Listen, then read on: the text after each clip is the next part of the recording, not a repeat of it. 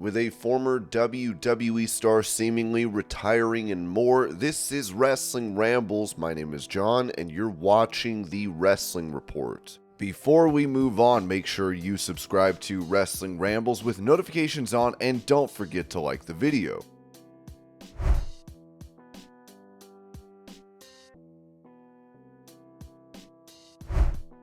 Showing off his day from AEW All In London at Wembley Stadium, Anthony Bowens posted this video to X. This is part 2 of my trip to England and the morning of AEW All In at Wembley Stadium. I started my morning with getting a quick shave, then taking a quick shower, and then I got dressed to head over to the stadium featuring my San Francisco Giants City Connect hoodie. And the first thing we had to do when we get there was the sound check to make sure that our music and our LED boards looked okay before the show. And when that was complete, I had to sign a ton of merchandise for the fans for them to buy at the concession stands. This was our locker room, which was pretty sick. And once I was all settled in, I decided to take a video of the coolest thing in the world to me, which is walking through the curtain and stepping out into Wembley Stadium so you can see just how big and massive it was. Afterwards, I put on my gear and we went out to wrestle, where we won the AEW Trios titles. It was probably the craziest night of my life. We celebrated with an insane pyro display over Wembley Stadium, and as I was on the ropes, I could not believe it. This was my life. But I was really banged up after this, so I had to make sure I put ice on my shoulder so I'd be okay. And the morning after, I hopped back on a plane to go back to America, where we're in Chicago for a week, then Indianapolis, then finally back home, where I had this gift awaiting for me from Live Nation, commemorating the fact that we had over 80,000 people at Wembley Stadium. Thanks, Live Nation.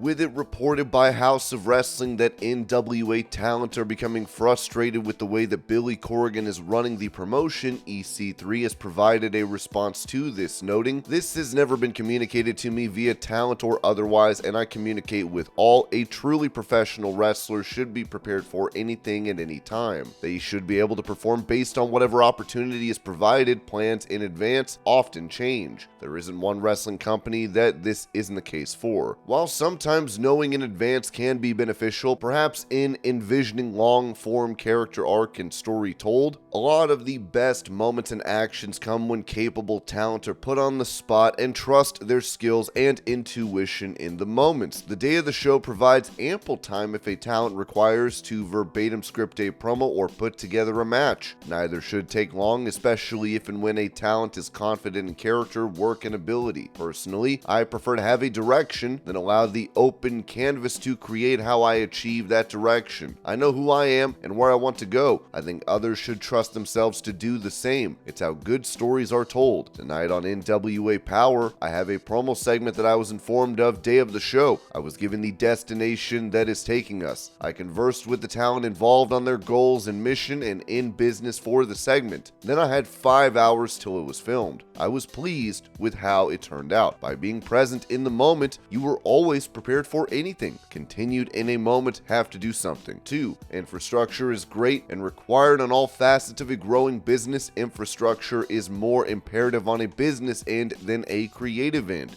True creativity is a collaboration, and talent should be absolutely thankful. They have freedom to explore as creatives because before they know it, they will work their asses off to one day maybe get an opportunity to be a mute. I don't know what facets of growth are being held up that we would require a baker's dozens of low-level Hollywood writers who have never seen wrestling, never been in a fight for anything, or never had an experience in athletic victory and defeat. If it's about promotional material or who is being pushed, it's not rocket science on who that is, but it's also a huge opportunity for a talent who might not be to put themselves out there, show why they are special, and capture that. Simply by utilizing the team we have, from socials to peers, a talent can send a promo to the team, get it aired. A talent can try an idea they have, film it, it can air. A talent can easily, and this is rare, talk to the boss and pitch ideas. I watched our boss sit and listen to a bunch of promos from extras who don't really have a shot, watch a bunch of of practice matches from extras who aren't TV ready and offer that to all. Just because a talent is there and semi being utilized doesn't mean anything is handed. Entitlement and complacency will have them, what, anonymously bitching to the internet? Post a seminar I did, I spent hours discussing non-contracted talents with WPC so we can provide them legitimate feedback, again, even if they aren't close to TV ready. Why? Because we love this and share the same ideals that people deserve opportunity and the truth. I don't think people understand the rarity of a boss who would put that time in. It took me a long time to find one. Again, back to creative, I'd prefer one's overall vision accompanied by a handful of trusted, experienced, smart wrestling people to see it through. Again though, hindsight 2020, sometimes there can be too much freedom and people do dumb things. I hope that answer was sufficient. 4. I know only my business and my business alone as far as contracts and older talent, etc. I'm very happy with mine as I get to represent and grow the brand while also challenge myself with other creative endeavors in wrestling and beyond. While NWA is my home, I can spread our and my own brand on multiple fronts. This industry is a constant test. Being frustrated by tests is just something I never say or complain about to the internet. If I am challenged to do something in lieu of frustrated complaining, I channel that frustration to take whatever test I've been given and get better by accepting the challenge, even if it's just a F you to the person who put me through it. It's not gaining approval, it's showing competency and will. It's showing you want it. It's showing you have value. It's showing you're worth investing in. If that's too much, don't come. I have countless people reaching out to me daily trying to get in, and also, as I've said in the locker room before, I am always available if anyone ever wants to or needs to have a conversation. I don't know if I'll be right, but I will give my best effort and opinion in complete confidence.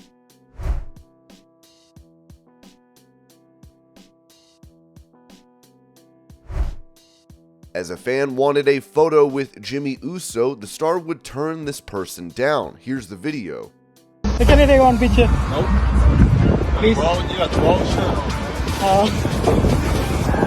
You and your hat. Shove it up through your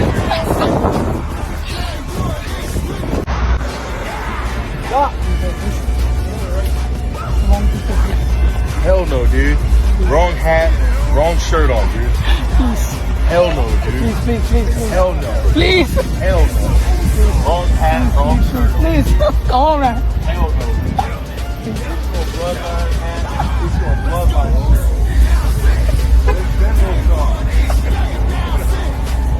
Please come next time with the bloodline t-shirt.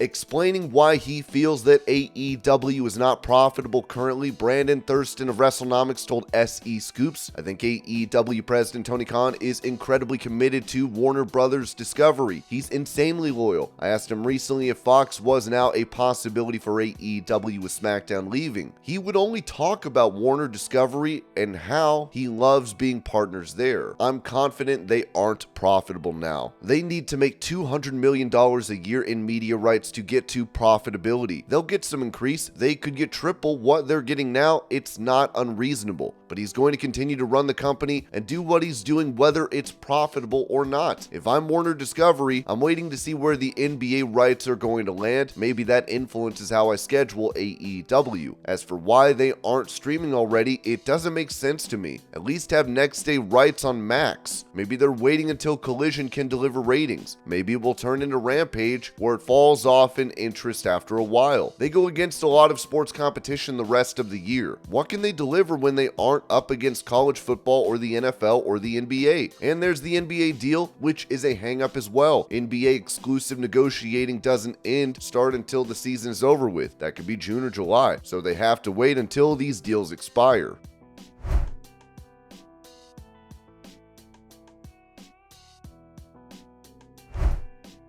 Taking to Facebook, former NXT UK and NJPW star Jazzy Gabbert revealed that she is moving on from pro wrestling. As she wrote, I passed the torch. About 10 years ago, an English promoter told me it was time for me to hand over the torch, but God knows I wasn't ready for it and it annoyed me a lot. At least in retrospect, I can say that there was still a lot to come. The last 10 years have been a highest. Now in 2023, with a 20-year in-ring career, I can say I passed the torch. The future of German wrestling looks bright. The young talent have fire and the necessary respect and discipline to go far. I'm getting out of the ring now, and I'm now the organizer. That's where I found my new passion.